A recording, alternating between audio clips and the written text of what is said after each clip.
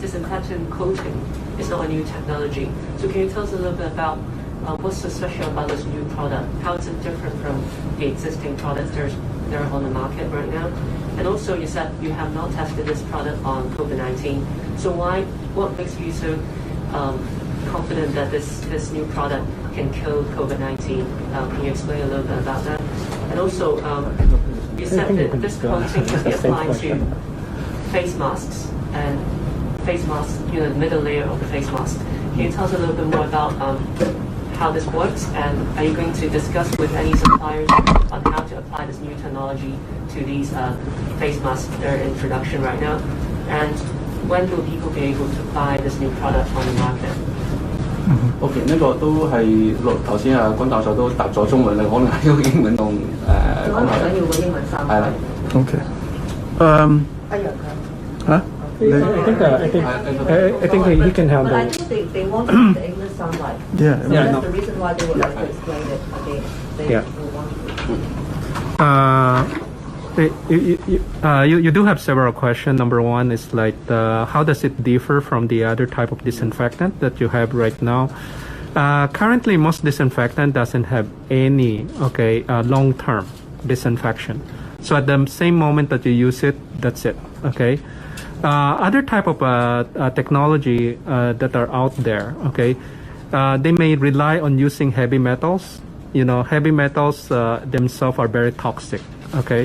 So there are quite a number of products, if you look at it very carefully, may contain heavy metals. That means to say like you are solving a problem by replacing it with another problem long term. The other thing that you did mention, how does it benchmark to other product out there? So we usually benchmark it against the two different disinfectant, which is bleach and alcohol. Because all the others we really cannot comment, because number one, most of the product, they don't have any scientific disclosure or publications. And sometimes it's very difficult to see what they really worth, because we don't know the scientific basis. So that is a very important point, because we get asked this question a lot. How did yours compare with this one? But to be honest, unless they have a publication, because as a researcher we have to rely on facts. Because there are quite a number of marketing ploy. There's a lot of background noise nowadays because people are desperate for a solution, and most of our technology takes about 5 to 10 years, and then a lot of time we are extremely careful. We usually work with the with hospital authorities and with the doctors. We have the highest benchmark for safety. If it is not safe, they're not going to allow you to use it. So that is a system I don't see a lot of commercial entity that can survive that rigorous process, wherein you have to go 3-5 years working with doctor and hospital, making sure everything is correct, everything is safe. So that is a process that you go through. The other important thing is that once you get the technology going, you've proven it, there's a still commercial issue. You have to register it. Then you have to get third-party testings. All of this require time. You have to get registration maybe with US EPA, or even with China ministry. So all of those take time. So a lot of time, a lot of people expect something that you disclose is going to be able to use immediately. And in this case, it is, because we had invested time doing it. We are not doing it for COVID-19. We are doing it for the general problem of the transmission in the community. Now you did mention how do we know that it's actually good against COVID-19? In each of the for example, a lot of regulatory body, they will usually have what they call as a benchmark. For example, for water, benchmark is coliform, like E. coli. Now, if you can kill E. coli, it's generally considered to be safe, because they don't have to say you have to kill this 1,000 different type of bacteria, because then you will be spending all your time just doing testing, correct? COVID-19 is very, very new. Number one, like probably it's very difficult for you to access it.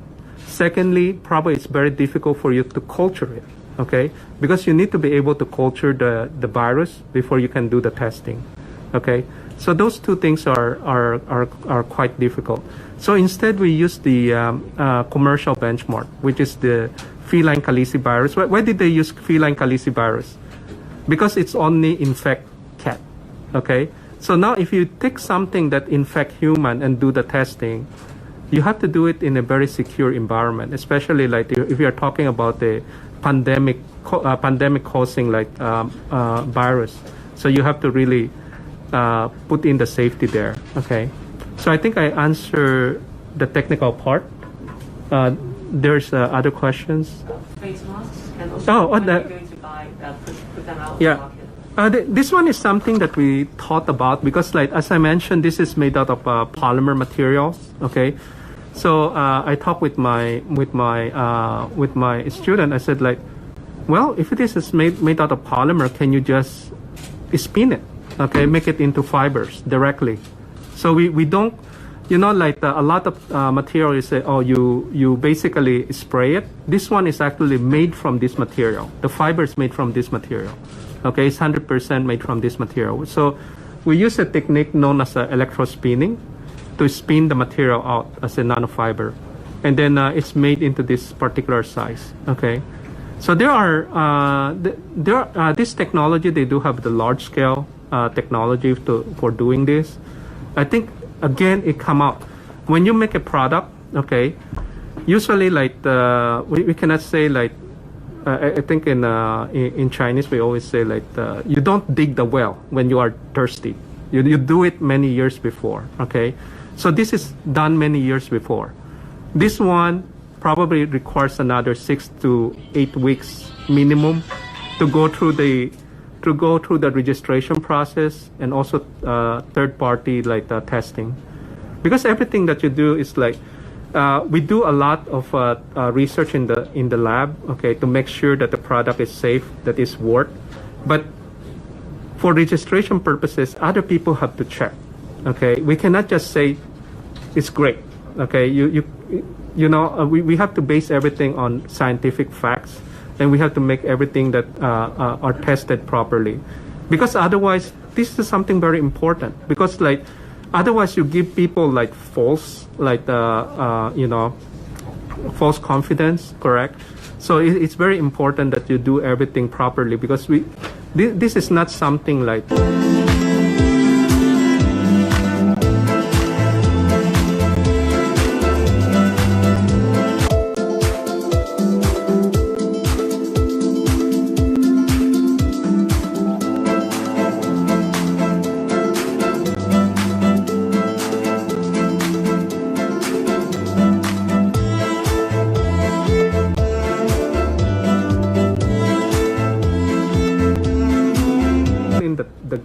the dots. Okay, technology can only have a good impact if it reach the community and make a difference. Okay. My question is because you've developed this new technology and people want to use it. Yeah.